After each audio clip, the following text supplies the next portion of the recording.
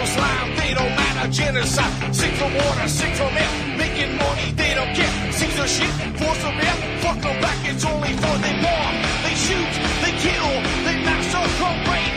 They burn the kids, no one leaves countries.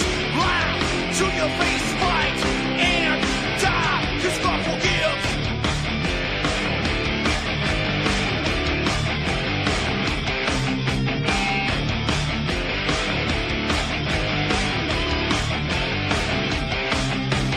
Selling lies and buying time, killing people next in line. Lower class and social side, they don't matter. Genocide, sick from water, sick from air. Making money, they don't care. See the shit, force a bear. Fuck them back, that's only fair. They bomb, they shoot, they kill, they massacre, rape.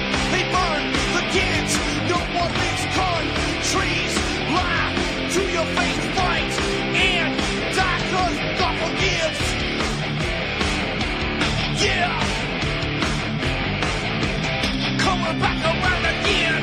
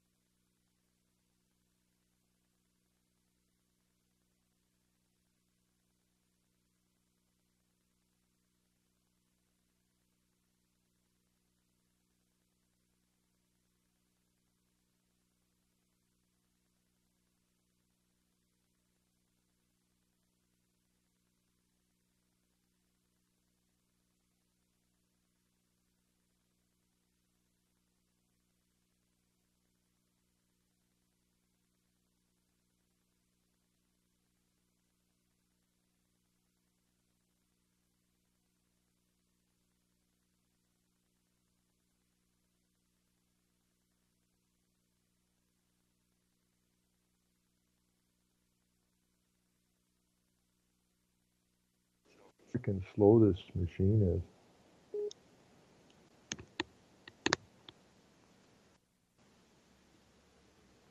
Good evening, everybody. I'm your host, Ron Stevens. This is Rock the Boat right here on UCY.TV, my favorite little network on the internet. I apologize for that. I'm having some serious computer problems going on here again. Been kind of weird, barely running. Keep cleaning it out, and it runs for a while, and just goes to hell in a handbasket again. So I apologize for that. Now the phone's ringing. I don't know who's calling me, but not much I can do about it right now because we're on the air. We are unavailable to take your call. Who's this? Thank you for calling. No idea who that.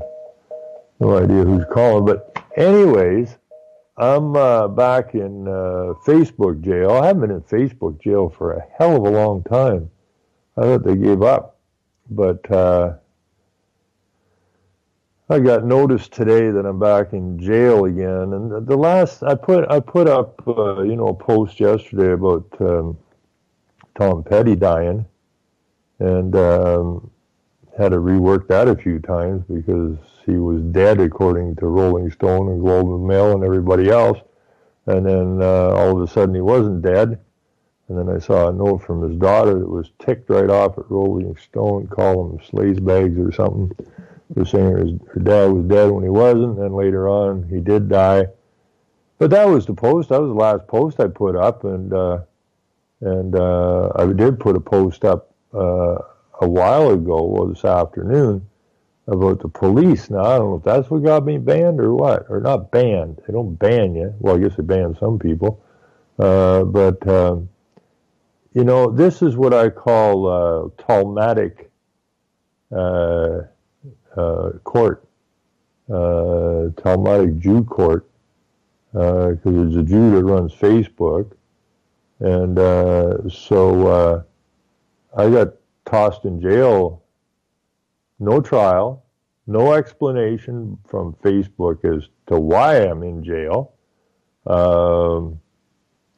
They said I could write them if I didn't think I should be in jail, and I did write them a little note, but there's no point in that because they say they don't read the notes. But I'm scheduled for release. They did at least give me my release date, and I'm scheduled for release on October the 10th. So I'm in the bucket for, I guess, 7 days.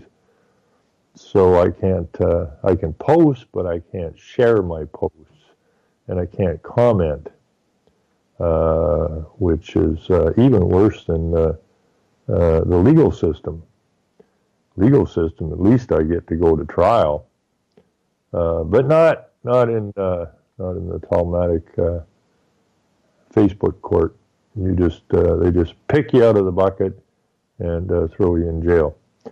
Anyways, I did put another post up, which I find kind of interesting. And sometimes you get a little bit of truth. Not often, but sometimes you get a little bit of truth in the mainstream media. And this one here is from Huron County, which is just south of me. This is really funny and interesting at the same time. The Huron Provincial Offenses Revenue is down 25% this year. Oops. There goes your taxes. Now, these are provincial offenses. These are not really laws. I call them like hall monitor laws. But they're saying that there's no hard evidence to indicate Huron County motorists have become better drivers.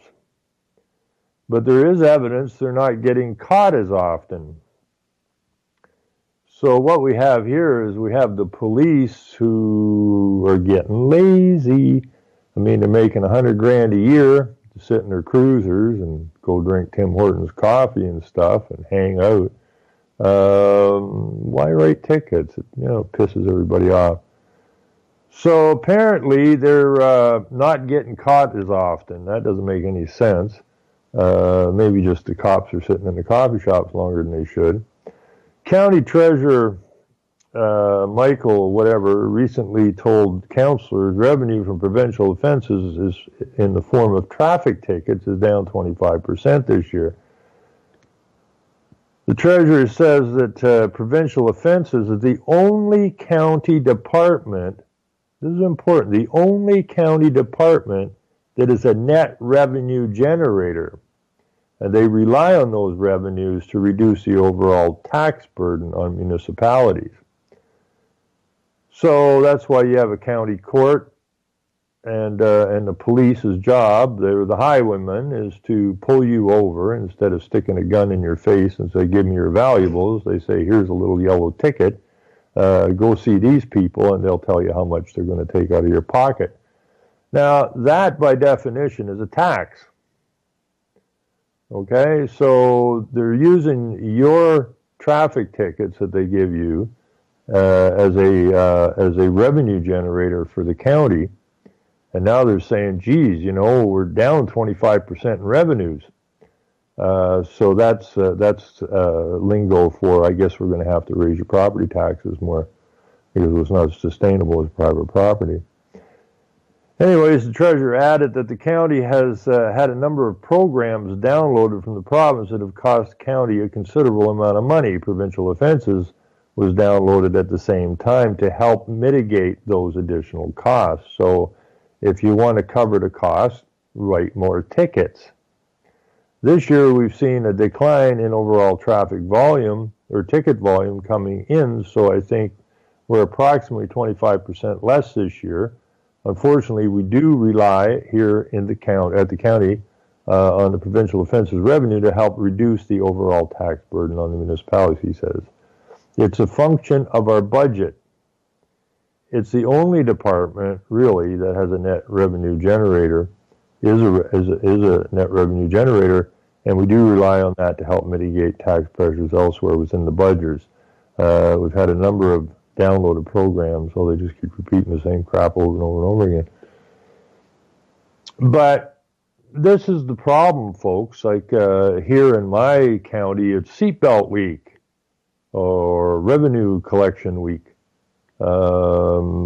Everything they bring in, I've studied this for a long, long time. Everything that's legislated at the Ontario government level is a revenue generator, period. Now, the police have really two main jobs. One is protect the corporations, and two is generate revenue. So the legalization of the weed is a good example of a revenue generator. You know, people are, they're going to legalize weed. No, they're not, you jackasses. I've been saying that when I first heard that's a long time ago, they're first going to legalize weed. And say, you people must be smoking too much weed or you're just plain stupid. Okay, the whole idea of legalization was to get control of it. As a revenue generator. That's why they got a hold of the liquor board. Revenue generator. Well, we got to control it because, well, we're the only ones that can make safe liquor. We're the only ones that can make safe weed. And therefore, but anybody else who makes alcohol or weed or tobacco or anything else that they've cornered the market on, you're going to get pounded. So now what are they doing? They're working on zero tolerance alcohol levels and drug levels when you're driving. Guess what? Massive, massive revenue generator. It's going to be better than speeding tickets because a speeding ticket costs you $100, $200, whatever. But once they start nailing down to zero allowance on drugs and alcohol, these fines are going to be very, very heavy. So it's going to be a massive, beautiful revenue generator. One of the reasons they're dropping the speed limits all over the place is revenue generation. But they always, always, always, always sell it on safety. anything that comes through the legislature about safety or we care, if you look at it, it's a revenue generator. How the hell can they get their hand deeper in your pocket? Period. Now, if somebody, if the CAS wants to pick up a child, and my understanding is, of course, they got a head bounty on them of $10,000 a kid, and how often do the police show up with the CAS? Because it's all about revenue generation. So, you know, next time you see a cop, I mean, if you think about the percentage of assaults, but they don't stop the assault, they just give you a ticket for the assault. So they're just, and an assault is a revenue. You know, if I come punch you in the head, I'm going to get a ticket, and I'm going to go to court. And if they find me guilty hitting you in the face, then they're going to, it's not eye for an eye, they'll say, well, you stand over there, and the guy you hit's about to hit you in the face there, now you're even. That's more like law. The legal system is pure monetary gain. That's all it is. And it's all set up by our friends, the Jews. Remember the money changers that Christ dumped their tables? Nothing different here. They rebrand it and they repurpose it, but it's the same game. Okay, we're the cattle, and they're feeding on the cattle. Simple as that. So I thought that was kind of interesting that this was actually in the newspaper. That the tickets are nothing to do with safety. It doesn't say anything in here about safety. It just simply plainly says what it is. It's a revenue generator. So I'm sure that there's a, because the OPP, which is a independent corporation, arm's length corporation, which is hired to generate revenue, I'm sure that the county who contracted with the OPP are going to be sitting down at the table and go, where the hell's the money? Where the hell's the money? Well, I don't know, people driving slower than that. Well, wait a minute, the speed limit's 80, which is 50 miles an hour, so how fast are you letting these guys run at? So bring it on down. We need revenue. Or don't bring it down because we're looking for a reason to raise property taxes or to add some more user fees, which are all taxes. Right? So I found that rather interesting. So maybe that's what got me jailed. I don't know, because I posted this out on about 3 Facebook sites or pages. And one of them was Police State Canada, and it was immediately thereafter that I got a notice that I'd been jailed. So I can't see it being the Tom Petty post, so maybe it was this thing about the police, my friends. So there's been a lot of weird, stupid stuff going on, and you know, I don't normally, and I haven't yet, I don't normally get tangled up in this stuff at the beginning. We have the Ismaili Muslim who apparently ran over a cop and then stabbed the same cop, but the cop didn't seem to be injured either way. And then you know, if you drove into a cop and hit him in the knees with a car and fired him up in the air, you'd think he'd have a hard time walking. I don't know if they practice this or what, but so then he steals a U-Haul truck or whatever and runs around Edmonton, a high-speed chase, 80 kilometers an hour, and in a 50 zone. Ooh, that's a 50-mile-an-hour car coming down the street. That ain't exactly, I mean, it's quick in the city, I suppose, but not really. I had a cop chase me down the main street, and we were going considerably faster than 80K, because we got some serious air. And, you know, if you drove into a cop and hit him in the knees with a car and then fired him up in the air, you'd think he'd have a hard time walking. I don't know if they practice this or what, but so then he steals a U-Haul truck or whatever and runs around Edmonton, a high-speed chase, 80 kilometers an hour, and in a 50 zone. Ooh, that's a 50-mile-an-hour car coming down the street. That ain't exactly, I mean, it's quick in the city, I suppose, but not really. I had a cop chase me down the main street, and we were going considerably faster than 80K, because we got some serious air. But whatever. So then this clown runs over some people with the truck. Thankfully, nobody got killed. But it's all about terrorism. But apparently this is Molly Muslim who was checked out by the RCMP several years prior, or a couple years prior, passed some test, even though I don't think he's here legally. And so they were investigating about terrorism, but now they've charged not with terrorism, but with attempted murder. And it'll be probably dropped down to something else. And then we have the thing in Las Vegas, and I really haven't spent any time really looking at it. I was going through the Facebook stuff, and I mean, they didn't get Tom Petty's death right. That was mainstream media didn't get that right. They had him dead long before he died. So I don't get too involved in it. I've heard all kinds. I mean, looking at this stuff just briefly. Haven't watched any videos of it. But we got false flag, and we got tears, and we got a lot of weird stuff though. I see from news broadcasters. I saw one lady got fired. She was vice president of whatever network. Because she didn't think it mattered that all these people supposedly got killed. I hope it was a false flag, and I hope nobody got killed. But because they deserved it, because they're a bunch of right-wing cowboys and stuff, and country and westerns, so they must be Republicans, so they don't matter. And I've heard the same kind of rhetoric from other broadcasters.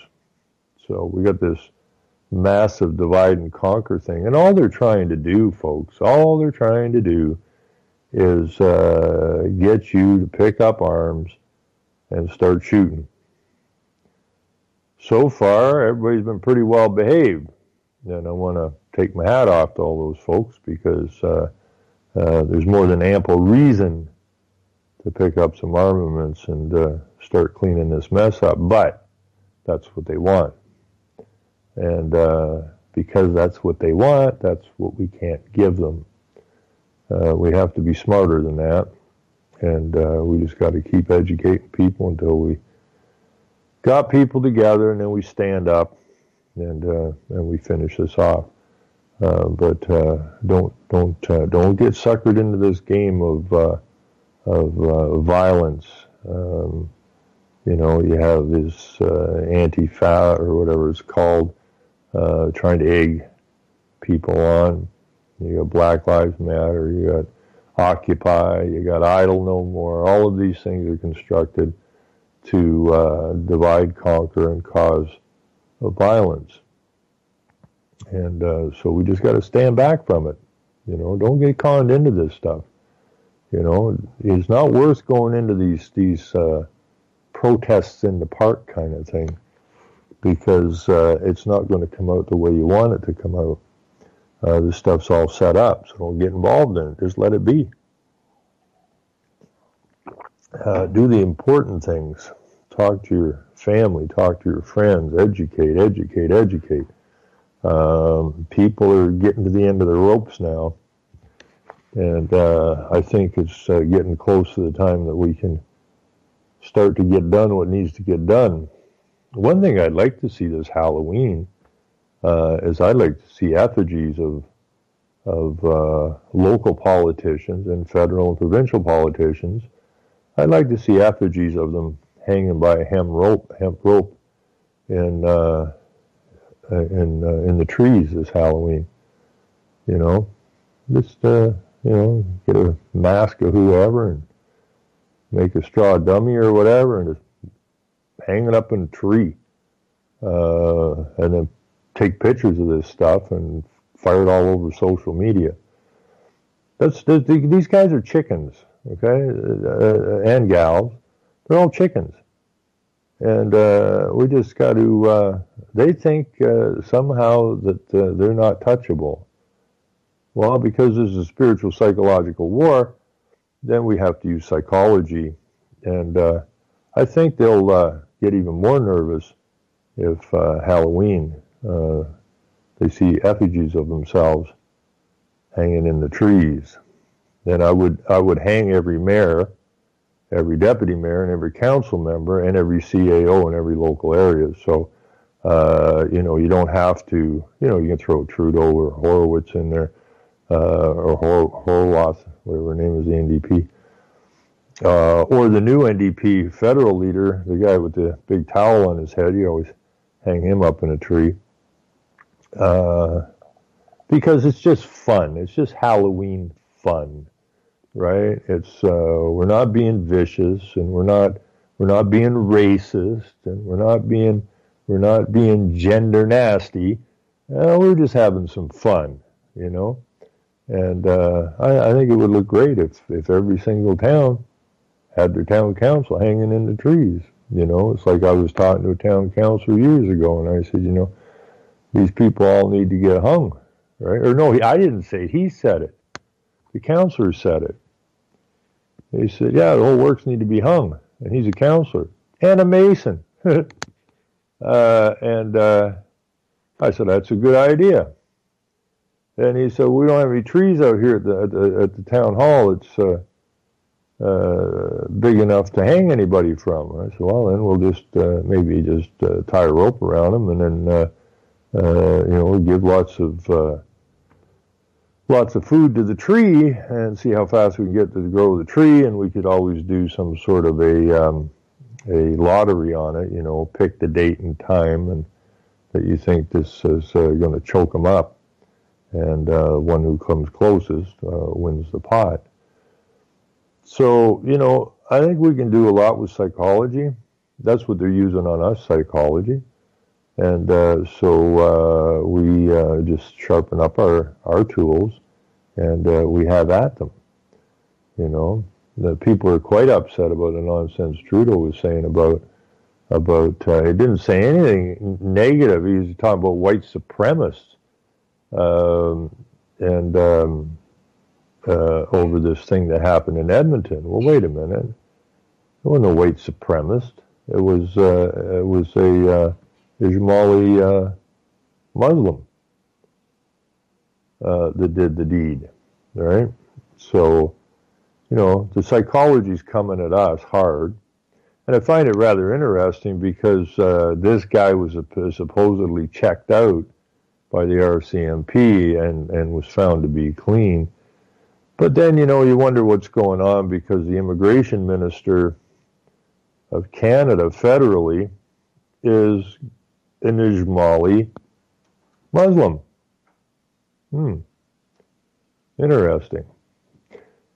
And he's an Ismaili Muslim who's tied to the hip with the Jews. Interesting. And it was the Jews and the Muslim MPs who went to Christmas dinner together, and neither the Jews nor the Muslims celebrate Christmas. And there was no Christian MPs invited to the dinner. So, you people out there that think the Jews are afraid of the Muslims, give your head a shake, okay? These two groups are what are working together to take us down, and that Islamophobia comes out of the Jewish camp, the same as the anti-Semitism. So Islamophobia is really anti-Semitism. The same people run the same show, and these people are all connected to one another. Of which I have here somewhere. But this is interesting here. I just dug this out before showtime. I don't exactly know what this even stands for, the IQRA.ca. And it's an online magazine based in Toronto and published by the Zana Group. It provides an ethical perspective with a Muslim focus on current events and contemporary issues, and aims to attract people who reflect. So, as of August 2011, the IQRACA is owned by the Zana Group. So we have the news. Strong condemnation after suspected Edmonton terror attack. Well, of course. I'll just take a look at what these guys got to say. Anyways, trending, the American Muslim leader, Mana Arslami, that was killed in an accident. So, cry. Anyways, let's see what these guys got to say about the Edmonton terror attack. I'm sure it'll be a strong condemnation. Canadians are expressing strong condemnation in the wake of a suspected terrorist attack in Edmonton, Alberta, that injured 5 and led to the arrest of a 30-year-old refugee from Somalia. We cannot and will not let violent extremism take root in our communities. We know that Canada's strength comes from our diversity, and we will not be cowed by those who seek to divide us or promote fear, said Prime Minister Tinkerbell Trudeau. Our thoughts are with those injured and their families and friends, yada, yada, yada, said the Prime Minister. An Edmonton police constable was stabbed by the suspect, who later drove a truck that mowed down pedestrians. 4 people were injured along with the policeman. The man now is facing terrorism charges and 5 counts of attempted murder. Well, I think I'm pretty sure I'm almost positive the terrorism charges were dropped or not even brought forward. A nicest flag, or they call it a Daesh flag, however you pronounce it, Daesh, flag was found in the vehicle. I heard it was a ISIS flag. Maybe that's the same thing. The RCMP's Integrated National Security Enforcement Team had interviewed Sharif in 2015, but RCMP Assistant Commissioner Martin Degrand said there had been insufficient evidence to charge him or issue a peace bond at the time. The National Council of Canadian Muslims condemned the brazen and senseless attack. We denounce these cowardly acts of wanton violence in Edmonton. There is never any justification for such criminal acts. Our thoughts and prayers are with the victims and their families, said the NCCM Executive Director, Ishtan Gardi. Canadian Muslims stand united with all Canadians against all forms of hate and violence. We urge local authorities to bring the perpetrator quickly to justice. Such despicable acts must be punished to the full extent of the law. Since the attack in Edmonton, prayers for all affected. We renew our commitment to fight violent extremism with all our Canadian partners. Okay, partners. Tweeted from the Canadian Council of IMAMS. Rachel Notley vowed to do all in her power to stop terrorism in its tracks. Freedom and liberty are core to who we are as Albertans, and that core can never be divided by those who know only fear, violence, and hatred, she told media Sunday morning. Edmonton's Somali community released a statement condemning the alleged terror attack on Saturday night. We feel it's important to report in a unified voice, respond in a unified voice, and make it absolutely clear that this individual has no place in our community. We are your neighbors, co-workers, police officers, and we stand strongly beside you in condemning this violence and mourning its effect on this community. Edmonton Mayor Don Iverson is calling for vigilance and community solidarity after the chaotic night. It is vital now that we not succumb to hatred, that we are not intimidated by violence, and we respond with love and strength, Iverson said. We shall not be divided. Meanwhile, RCMP assistant Marlon DeGran stated in a news conference Sunday afternoon, this is an individual that is responsible for these crimes. He insisted, none of our citizens, Muslim or others, support this kind of activity. On Sunday evening, the Alberta Muslim Public Affairs Council organized an event outside Edmonton City Hall to express solidarity with the police and victims of the attack and condemn terrorism. Well, the problem is, you see, if you're a Muslim, then you belong to you're part of the Islamic State. And the Islamic State does not integrate. The Islamic State, or the Quran, I think, says anybody that isn't part of the Islamic faith is an infidel and needs to be killed. So all this rhetoric coming from these politicians, police officers, Muslims, mayors, is nothing but a load of bunk. We will not be divided. Well, you divided us, didn't you? Okay? This influx divided the people. And so it's just basic bullcrap. Now you go from that, the Islamic Heritage Month launches in Canada's largest school board. Heritage Month, reflect, celebrate, learn, October 2017, and we got a big picture of the top of a mosque. Canada's largest school board, the Toronto District School Board, held a launch event on Monday at the Aga Khan Museum in Don Mills. Now, the Aga Khan is a Ismaili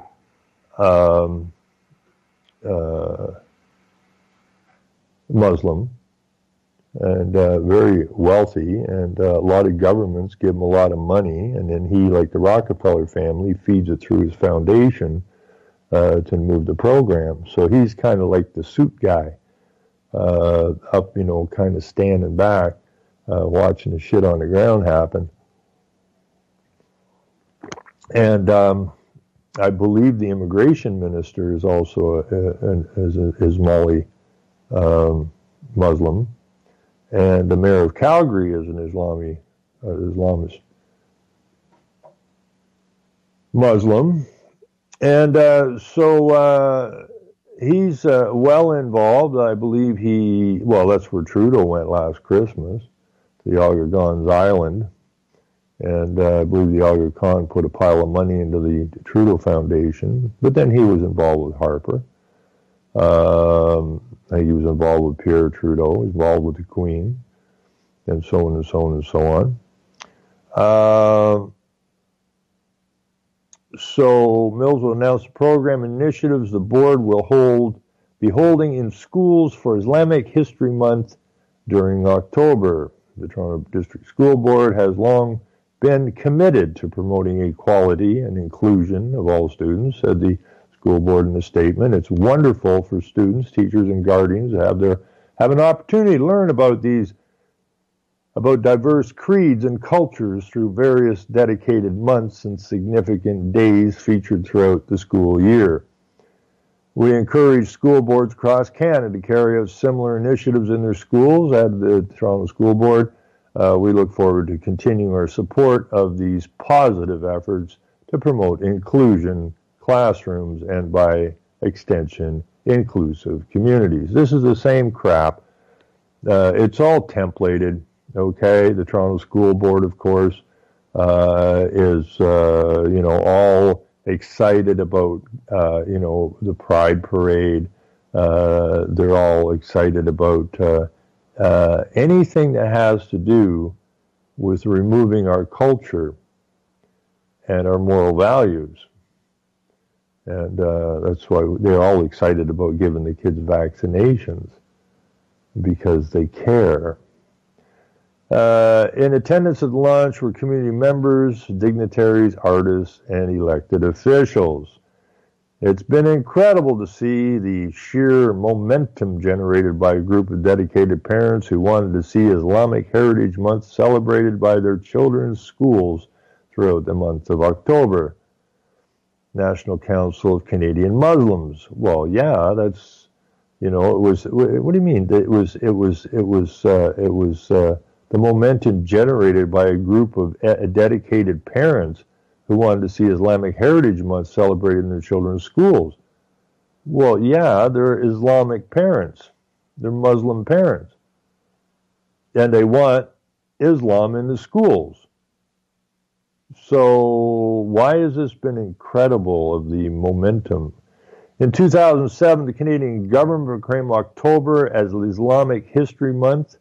And in 2016, the provincial government of Ontario proclaimed October as Islamic Heritage Month. Now, they don't promote straight. They don't promote Christian. They don't even promote the two official languages. So this is, oh, here we go. Peace Train by Cat Stevens. Now, I was talking to the guy from, I should almost get him in because he called me today. Warren from Arkansas, is it? Or somewhere. I missed his call.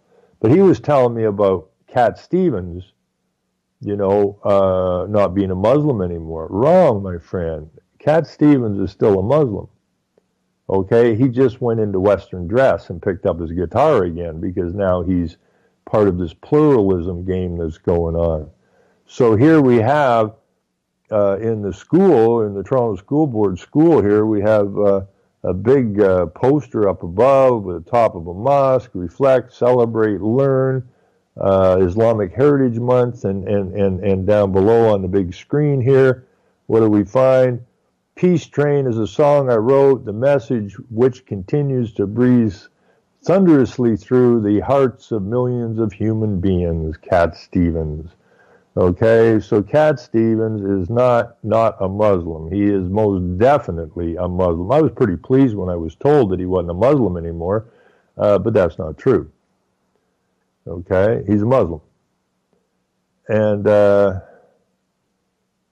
this whole thing has to come to a stop. I mean, I'm gonna put this in the chat, but a message of diversity.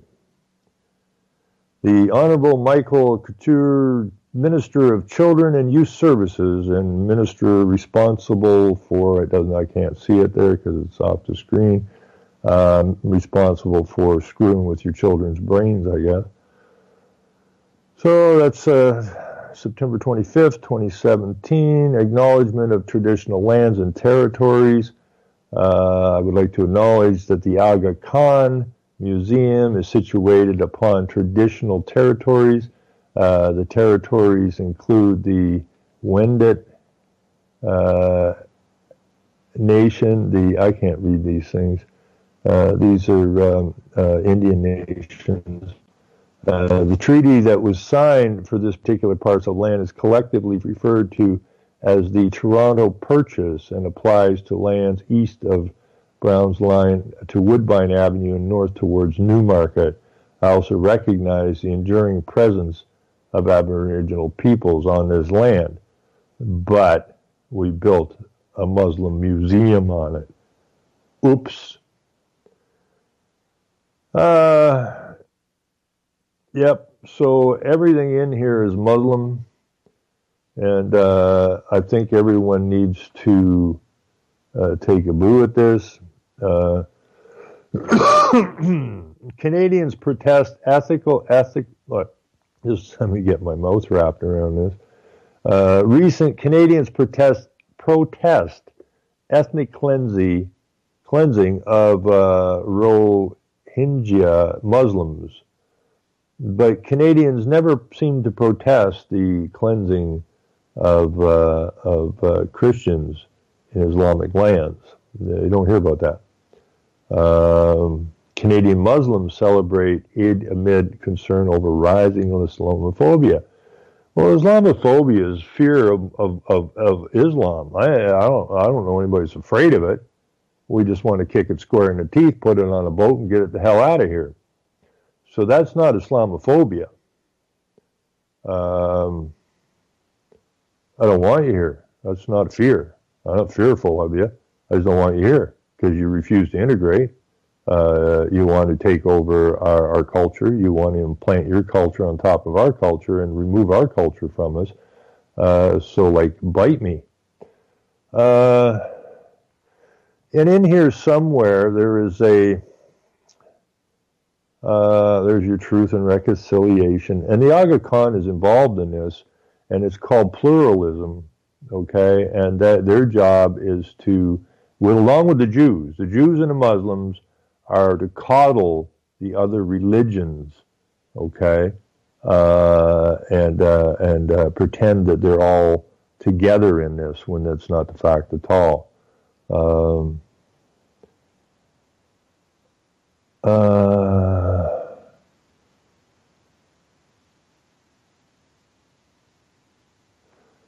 Okay, now somewhere in here on this page, there's a piece, I might have to back up on this because I don't know where it is. It just came out, I thought. Maybe it's in this editor's pick here. This really makes me want to puke. Editor's picks here. Maybe this is where I saw it. Anyways, the leader of the NDP party, Ontario, I guess the NDP was a big pusher in this.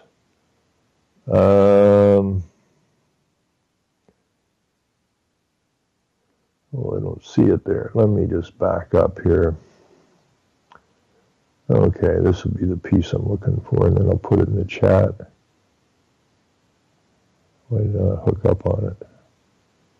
Man, is my computer run dead slow. This is the one I want there, and I'll hit it.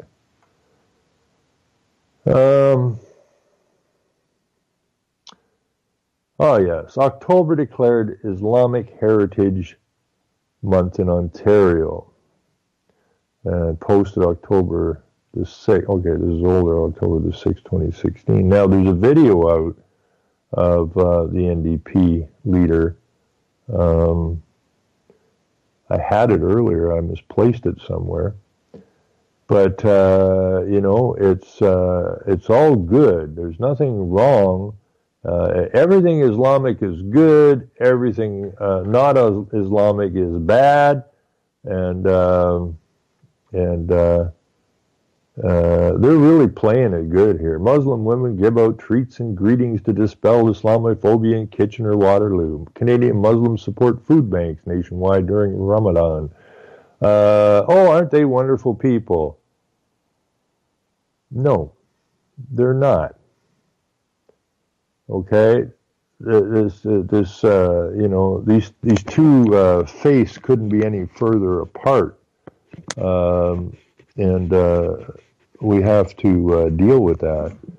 Now, I've heard all kinds of stories about what went on in Las Vegas, and some of it I hear is some guy who, you know, became a Muslim, and some say not. But how you shoot and kill, 58 people and wound 500 and some, from shooting out of a hotel room window. I don't think so. And apparently this guy wasn't that young. And apparently would have had to drag a lot of stuff up there. But anyways, I'm not going to get too into that. I'm not going to make any claims or anything about that till it settles down a little bit. That is too fast. People jump too fast on this stuff. They want to get hits or something. I don't know. You know, I'm sure there's all kinds of radio shows going on about what happened in Las Vegas. Well, you got to let the dust settle a little bit. You got to sit back from it a little bit. Then you can start working away at it. Because it just gets all confused around shit. But anyways, I'm going to put, they care about the environment. Great Lakes Water Walk. The inaugural Great Lakes Water Walk takes place along Toronto waterfront. The Joys of Islam. Jideh Mosques aim for a waste-free Ramadan. Islamic Society of North America becomes the world's first Muslim institution to divest. Toronto IMMs mark Earth Day with green chudba, whatever the hell that is. And we have cultural stuff. The largest North American Muslim festival comes to Toronto. Yay! The largest gay pride parade comes to Toronto. Yay! The kids are being taught some very disgusting stuff at an extremely young age, and that should be dealt with. And you have your interfaith stuff where the multi-faith celebrate. Oh, I like this one. Multi-faith event raises awareness on climate change. Okay, so we're all lying to you. A reflection on supremacy and the interfaith movement. So you can look through this, and Toronto faith leaders unite for Habitat for Humanity build in Scarborough.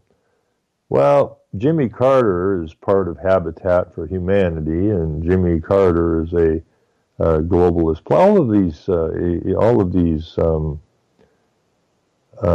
especially past politicians. People think they just disappear and go away. Once you've sold your soul to the devil, you're working for them forever. So you don't just get out of politics and go home. They got you. And you will do as you're told. They will find a role for you to play, and you will bloody well play it.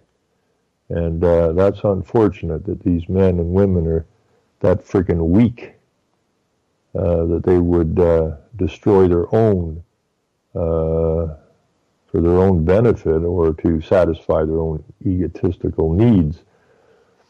Anyways, this is a little bit about some of what's going on in my home province of Ontario as far as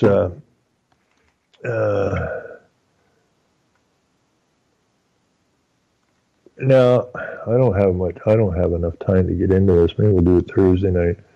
But I've been doing a little research. I've done it before, but you do a bunch, you got to redo it on connections, in particular between the Jews and the Muslims. And not only the Jews and the Muslims, but the Jews and people who are of the Muslim faith who are gaining much traction in our different levels of government. And this ain't good.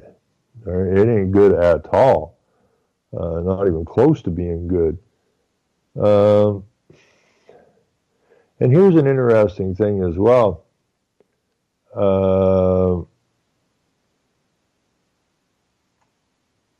Now, I don't even know if I put this up before. Now, I see this was in the Globe and Mail today, but it wasn't in there before. And I guess I didn't talk about that on one of these shows. I don't think I did. This is from the Conference Board of Canada, stating that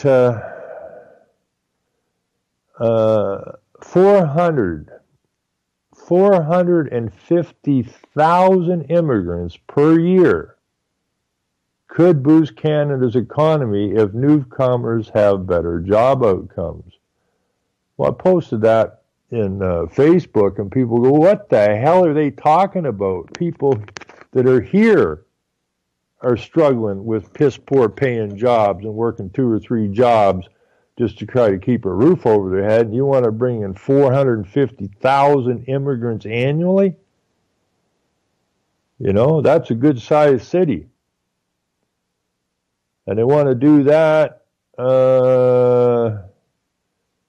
It says here, with the federal government set to announce Canada's 2018 immigration target for by November 1st to report 450,000 immigrants annually.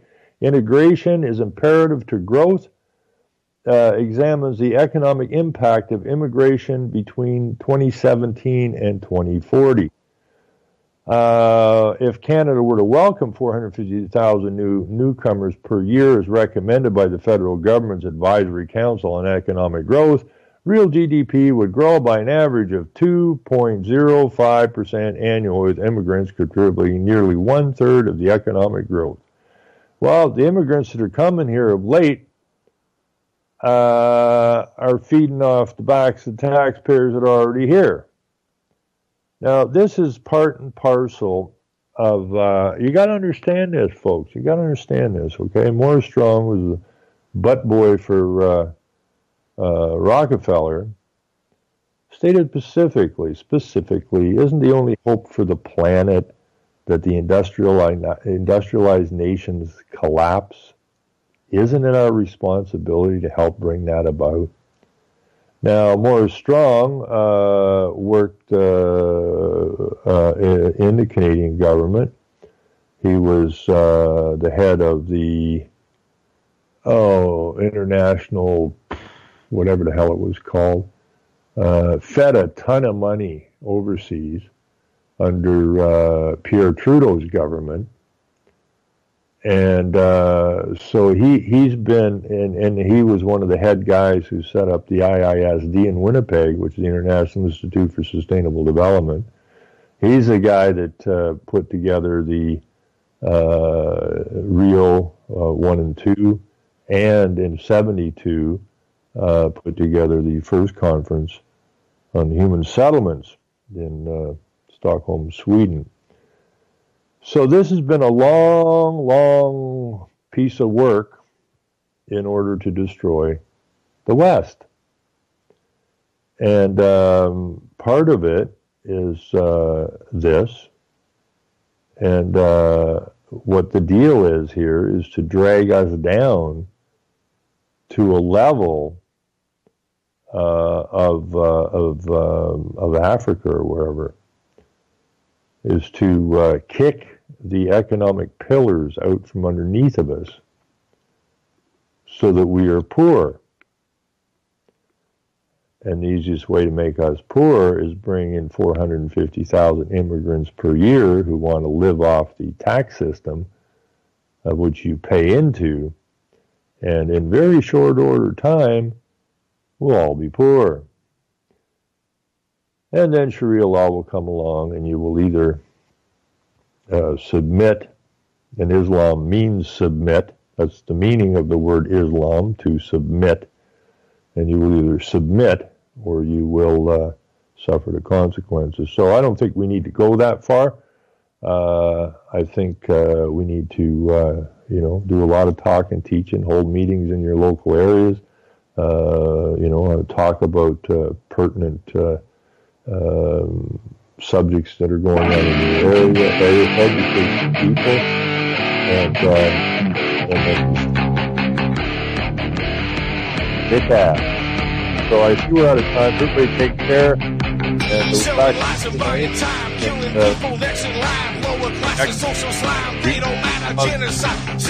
Call down. That's two. Make right down. They burn the kids. No one is calling. Trees lie to your face.